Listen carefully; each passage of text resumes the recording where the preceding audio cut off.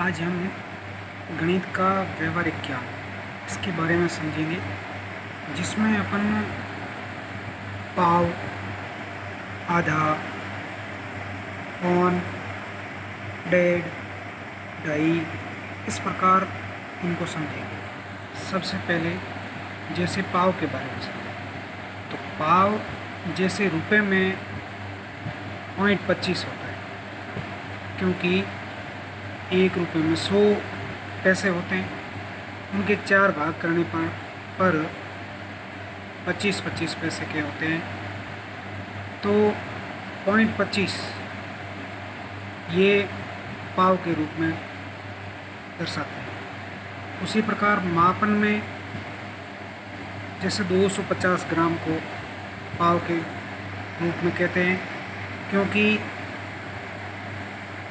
जैसे ग्राम में मापते हैं तो 1 किलोग्राम में जैसे 1000 ग्राम होते हैं, तो उसमें 250 के 4 भाग होते हैं, तो 250 होगा, वो पाव के रूप में होगा।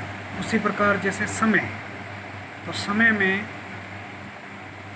15-15 मिनट के जैसे 4 भाग किए जाते हैं। 1 घंटे में 60 मिनट होती है, तो उसको अपन जैसे 15 मिनट का पाव के रूप में मानते हैं। जैसे 2:15 तो 2:15 ऐसे उसको अपन मानते हैं। ऐसे ही आधा जैसे तो 0.50 को हम आधे के रूप में मानते हैं।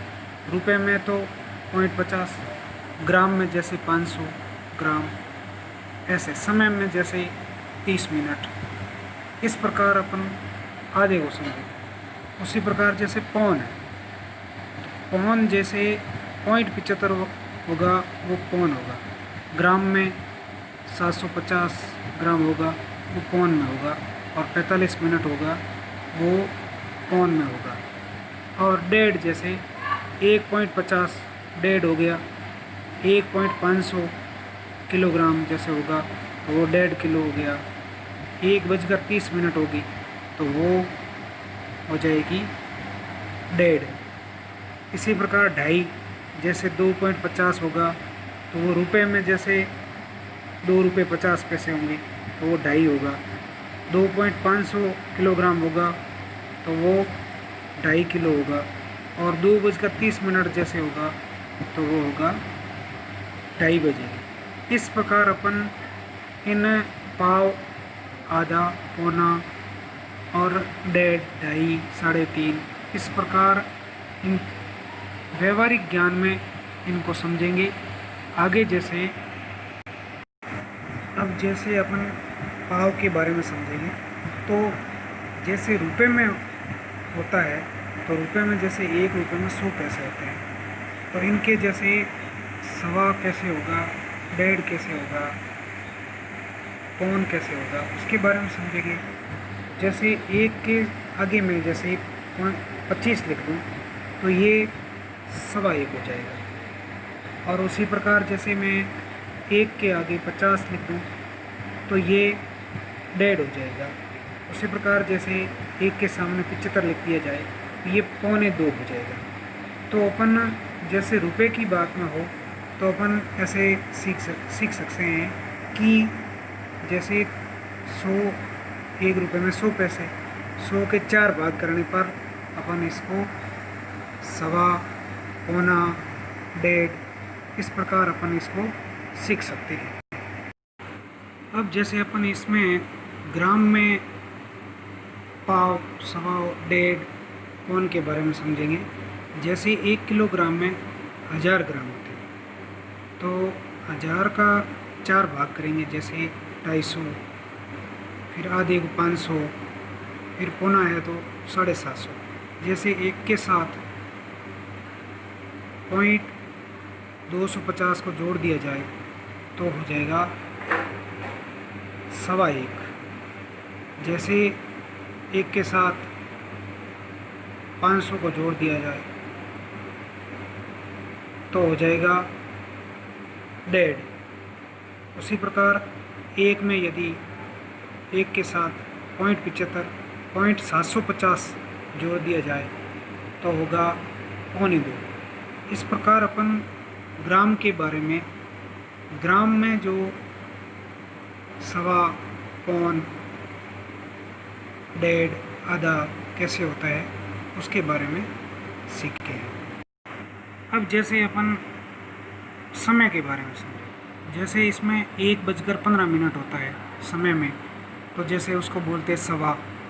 जैसे 3:15 होता है तो उसको बोलते हैं सवा तीन, क्योंकि 1 घंटे में 60 मिनट होता है। अब 60 को 4 भागों में डिवाइड करते हैं तो जैसे होता है 15, 30, 45।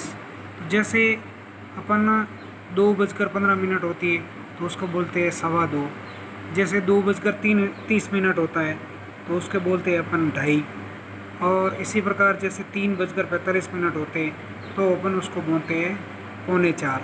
इस प्रकार समय को भी अपन सवा, पौना और आधा, जैसे आधा घंटा तो 30 मिनट होता है उसको आधा घंटा बोलते हैं।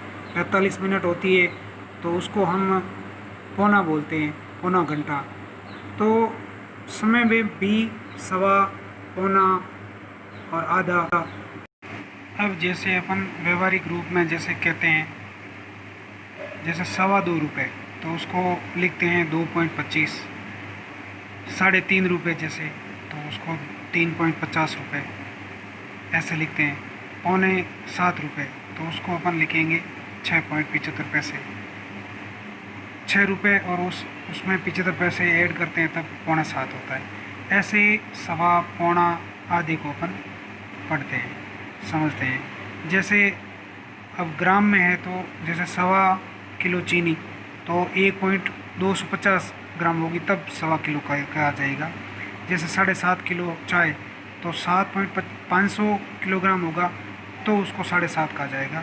जैसे 4.25 किलोग्राम शक्कर तो उसमें जैसे 3.750 किलोग्राम होगा तो उसको 4.25 किलोग्राम का आ जाएगा। इस प्रकार अपन ये व्यवहारिक रूप में सवा, पौना, डेढ़, आधा इसको समझने की कोशिश करेंगे।